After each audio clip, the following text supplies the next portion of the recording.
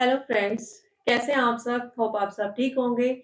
So student, हम जो UGC net का पेपर है पॉलिटिकल साइंस का, उसका जो वेस्टर्न पॉलिटिकल थिंकर है वो कर रहे थे, जिसमें अभी तक हमने दो पॉलिटिकल थिंकर किए हैं। आज हम थर्ड स्टार्ट कर रहे हैं, जिसका नाम है थॉमस हॉब्स। जो थॉमस हॉब्स थे ना बच्चे, इनका बर्थ कहाँ पर हुआ था? इनका बर्थ 1588 में मैन्सबरी का जो वेस्ट पोर्ट था ना, वेस्ट पोर्ट, वहां पर इनका बर्थ हुआ था। राइट। जो इनके फादर थे वो क्या थे? चर्च में एज अ फादर, मतलब जो पादरी होता है ना, फादर, इस पोस्ट पर क्या करते थे? काम करते थे। पर जो इनके फादर थे उनका थोड़ा नेचर बहुत अग्रेसिव था। वो ज्यादा गुस्से वाले थे, वो एंग्री थे। तो जिसकी वजह से क्या हुआ, उनकी लड़ाई हो गई किसके साथ? एक व्यक्ति के साथ। और उसकी वजह से क्या है, इनके फादर को देश से निकाल दिया, यानी कि यूके ब्रिटेन जो मेल्सबरी वेस्ट फोर्ट था, वहां से उनको बाहर निकाल दिया। उसके बाद जो इनके अंकल थे, या आप कह सकते हो जो इनके चाचा थे, उन्होंने क्या किया, इनका जो आगे की पढ़ाई थी, फर्दर उनकी पढ़ाई थी, या फिर उनकी जो आगे जो बढ़ रहे थे, जहाँ पर भी उनको जिस भी चीज़ की नीड थी, उनके जो अंकल हैं वो सारी चीज़ें उन्हें प्रोवाइड करवाते थे। उनका खाना-पीना, रहना सब उन्होंने ही उनकी हेल्प की थी, राइट? तो जो थॉमस होम्स है, इनका जो बर्थ हुआ था, हमें पता चल गया कि मेन्सबरी के वेस्टफोर्ड में हुआ था। उसके बाद क्या हुआ कि जो थॉमस होब्स थे, जब इनका बर्थ हुआ था, तब एक फेमस आर्मेडा का वॉर चल रहा था स्टूडेंट्स। आर्मेडा वॉर चल रहा था। उसमें क्या हुआ था, एक स्टेटमेंट है बहुत इंपॉर्टेंट, कि जब आर्मेडा का वॉर चल रहा था, तो दो जुड़वाओं का जन्म हुआ था, मतलब दो ट्विंस पैदा हुए थे उस समय। दो जुड़वाओं का जन्म हुआ था।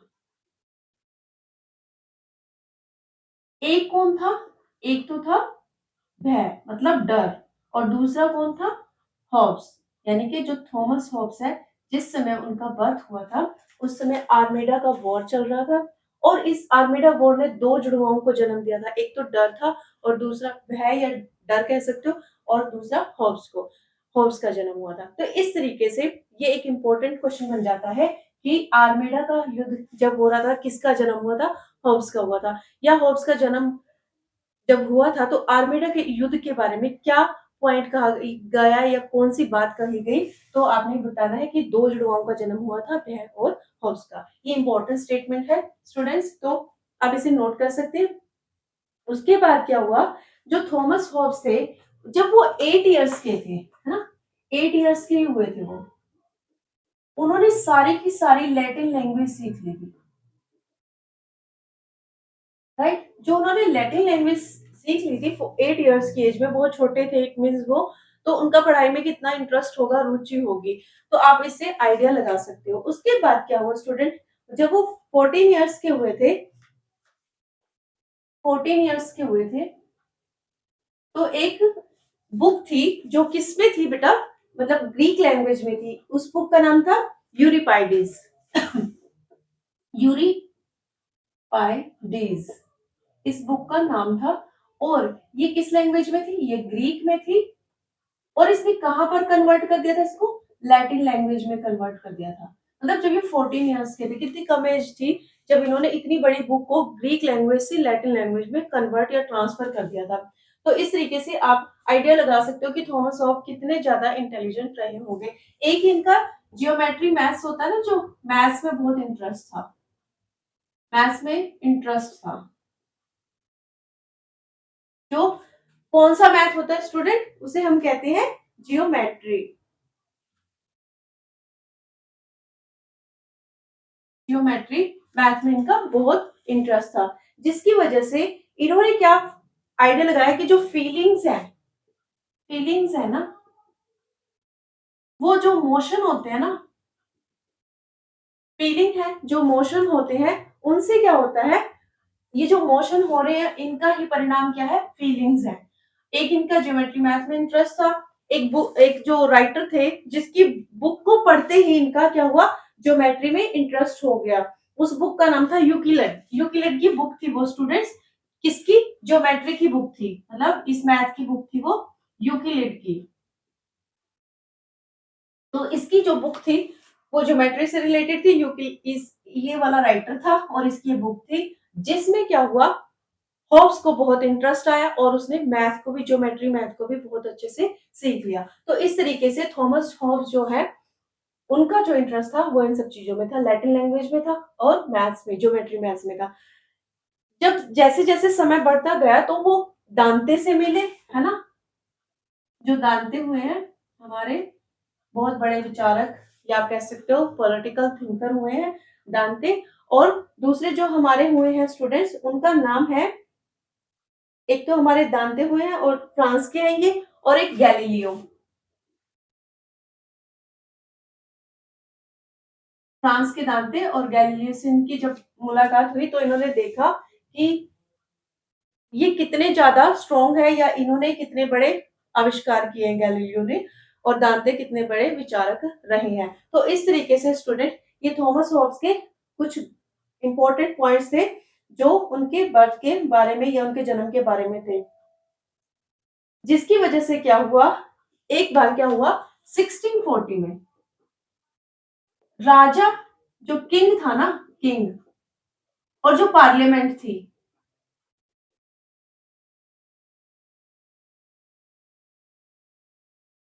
पार्लियामेंट थी स्टूडेंट्स, उसमें क्या चल रहा था, वॉर चल रहा था, या आप कह सकते हो संघर्ष चल रहा था, लड़ाई चल रही थी। जिसकी वजह से क्या है, इनका इंटरेस्ट, किसका, हॉब्स का इंटरेस्ट कहाँ गया स्टूडेंट, इनका इंटरेस्ट गया किसमें, पॉलिटिकल साइंस में। यानी कि उसके बाद क्या है, इनका राजनीति विज्ञान में या राजनीति में बहुत ज्यादा इंटरेस्ट हो गया। तो इसके बाद जब इन्होंने वॉर को देखा, युद्ध को देखा, तो उसके बाद इन्होंने देखा कि अब इसका राजनीति शास्त्र का या राजनीति का अध्ययन करना चाहिए। एक बहुत ही इंपॉर्टेंट क्वेश्चन है, हॉब्स, रूसो, और एक आपके हुए हैं हॉब्स, रूसो, और एक लॉक, जॉन लॉक, जिनको हम कहते हैं जॉन लॉक। जो ये तीनों हुए ना स्टूडेंट, ये कॉम्प्रोमाइज थिंकर हुए हैं, यानी कि इन्हें हम समझौतावादी विचारक कहते हैं। आपसे क्वेश्चन पूछा जाता है कि जो समझौतावादी विचारक है उनको बताइए, आपको दो या तीन ऑप्शन में दिए होंगे, तो आपको उनमें से कोई एक बताना होगा। ये क्वेश्चन भी यूजीसी नेट में रिपीट हुआ है स्टूडेंट्स, और ये क्वेश्चन रिपीट हुआ है यूजीसी नेट में, और उनका जो बर्थ है कौन सी जगह पर हुआ था, ये हमने टेट एग्जाम में देखा है। तो इस तरीके से तीन क्वेश्चन यहाँ से इंपॉर्टेंट है, आप इनको नोट डाउन कर सकते हैं या फिर इनका स्क्रीनशॉट ले सकते हैं। Yes student.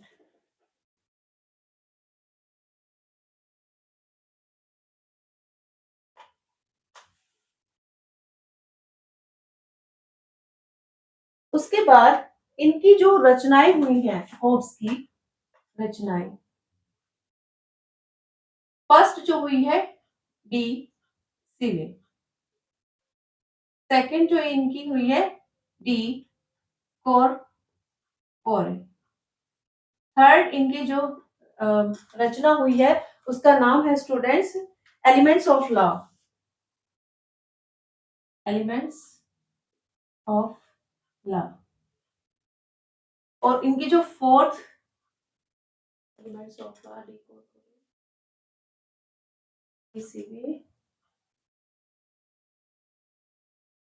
dialogue on the civil war, a dialogue on civil war। Fifth इनकी हुई है बुक जो, वो कौन सी हुई है student, dialogue on civil war. जो इनकी नेक्स्ट बुक हुई है वो है student Thucydides, Thucydides, Thucydides, yes.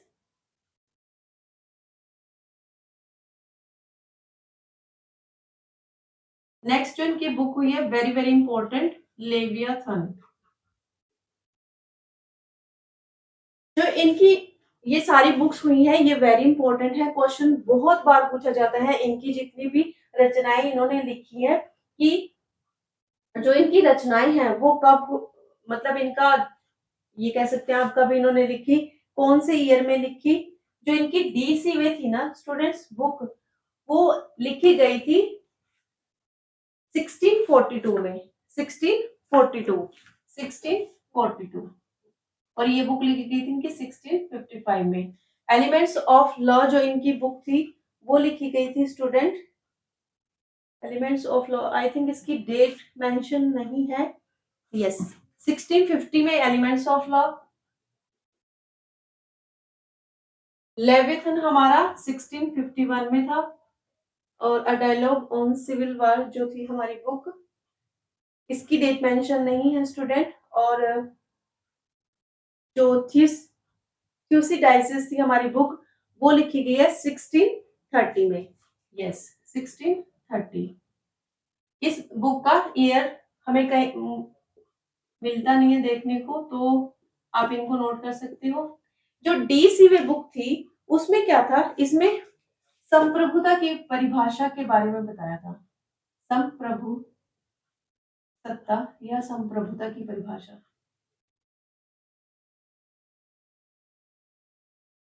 परिभाषा के बारे में बताया था, यानी कि क्या डेफिनेशन है इसकी, इसकी बच्चे संप्रभुता की। डी कॉर्पोरे में क्या बताया गया स्टूडेंट, प्रकृति या जनता को संप्रभु का विरोधी क्यों है, या ये बताया गया है कि जो मानव स्वभाव है, ऑब्लिगेशन की व्याख्या क्यों हुई है, यानी कि प्रकृति या जनता को संप्रभु, प्रकृति या जनता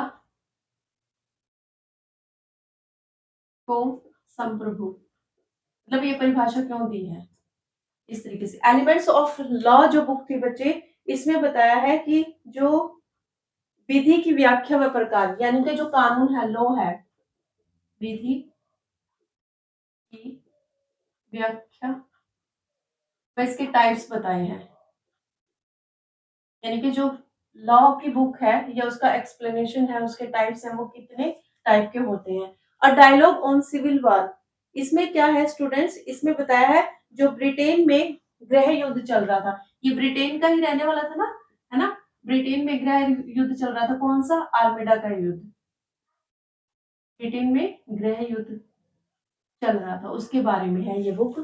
जो आपकी थ्यूसिडाइसिस है बुक, उसमें क्या है, इसमें एथेंस का इतिहास लिखा है, एथेंस की हिस्ट्री लिखी है, एथेंस का इतिहास इस बुक में लिखा हुआ है। उसके बाद जो लेविथन है ना, ये तो वेरी वेरी इंपॉर्टेंट है स्टूडेंट। और ये क्यों है, ये इसको जो लेविथन है इसको कहा गया है कि ये बहुत बड़ा समुद्री राक्षस था। इस बुक को क्या कहा है कि ये बहुत बड़ा समुद्री राक्षस था, या आप कह सकते हो निरंकुशतावादी राजतंत्र का समर्थन करती है ये बुक। जो निरंकुशतावादी होता है ना, वादी राजतंत्र, मतलब एक ऐसा राजा या ऐसा राज्य जिस जो बहुत ही ज्यादा निरंकुश है, उसके ऊपर किसी प्रकार का अंकुश नहीं है, और वो जैसे मर्जी देश के साथ मतलब कुछ भी कर रहा है, मतलब उसके ऊपर अंकुश नहीं है, वो बहुत बुरा व्यवहार कर रहा है जनता के साथ।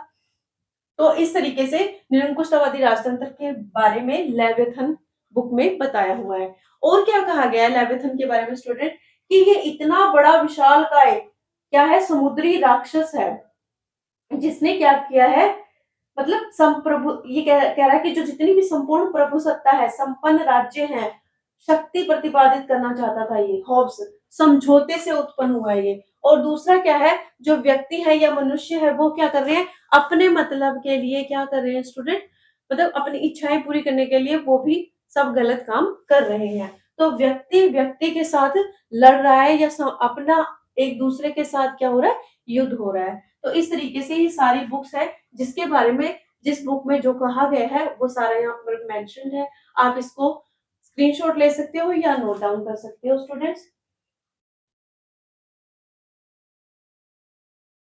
एक क्वेश्चन पूछा जाता है कि जो लेवियथन है इसकी जो रचना है वो कहाँ पर हुई थी सर? ये कहाँ लिखी गई थी? ये फ्रांस में लिखी गई थी स्टूडेंट। इसको आप नोट कर लीजिए फ्रांस में, क्योंकि ये वेरी इंपॉर्टेंट है। लेवियथन का क्वेश्चन बहुत बार रिपीट हुआ है और ये 1651 में लिखी गई थी बुक लेवियथन, राइट? तो इस तरीके से आप इसे नोट कर सकते हो। यस, आई थिंक आपने नोट कर लिया होगा। तो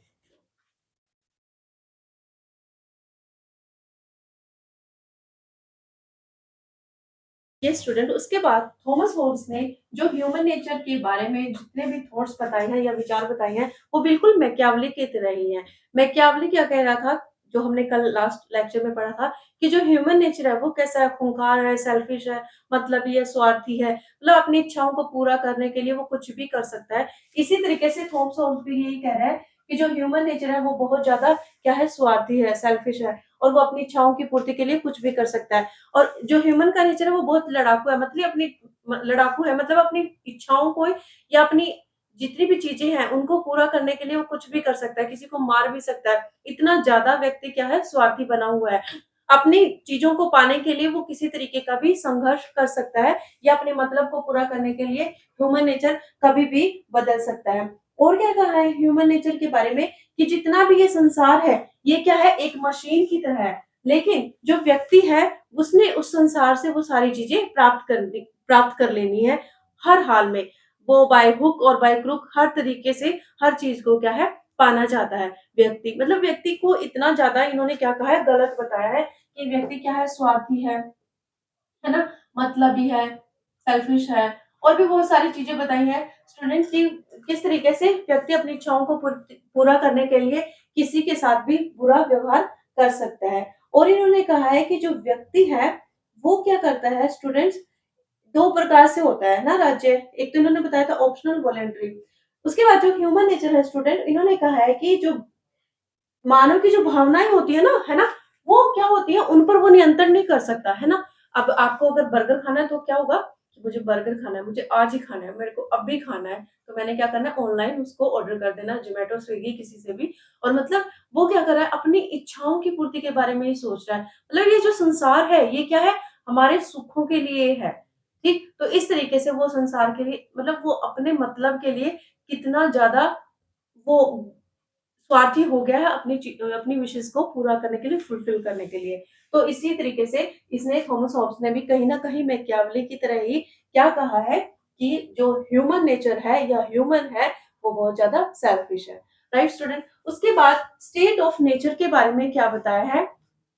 जो प्राकृतिक अवस्था है, इसके बारे में जो इम्पोर्टेंट स्टेटमेंट है वो हमेशा रिपीट होती है स्टूडेंट। इन्होंने कहा जो प्राकृतिक अवस्था है वो पूर्व सामाजिक है, और इन्होंने कहा पूर्व सामाजिक है और पूर्व राजनीतिक है। यानी कि जो ये जो इन्होंने अवस्था बताई है ना, कि पूर्व राजनीतिक अवस्था है,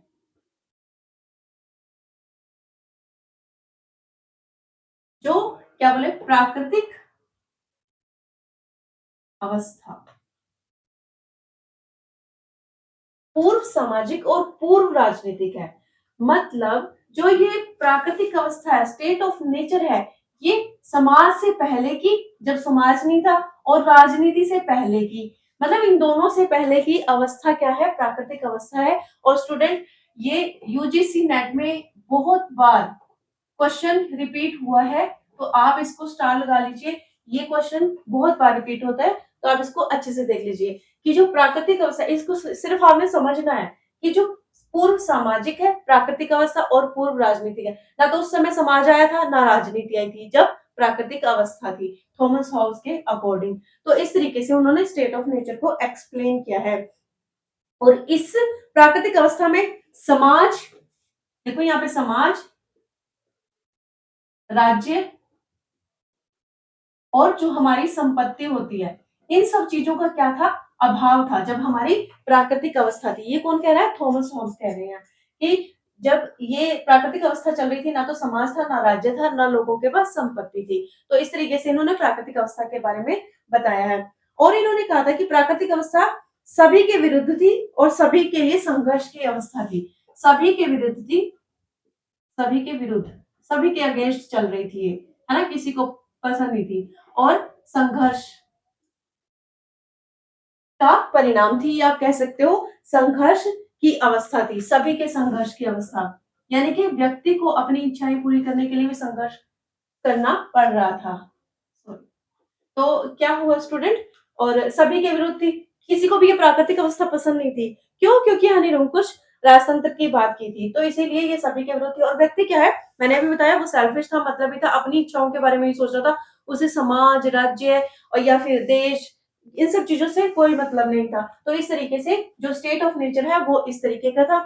और जो स्टूडेंट हमने, जो प्राकृतिक अवस्था है, इसमें क्या था, राज्य सरकार का अभाव था, है ना?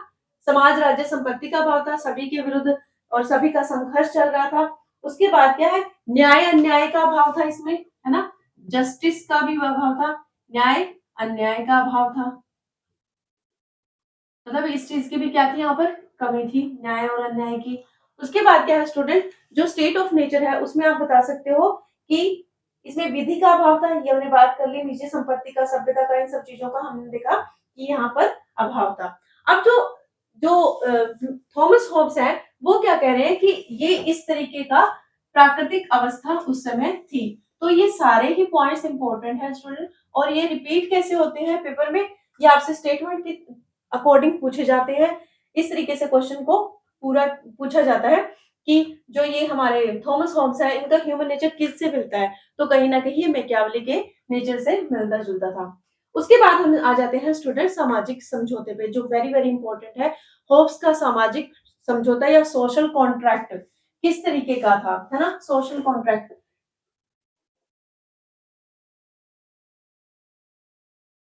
सामाजिक समझौता क्या था, उसमें क्या बताया है थॉमस हॉब्स ने?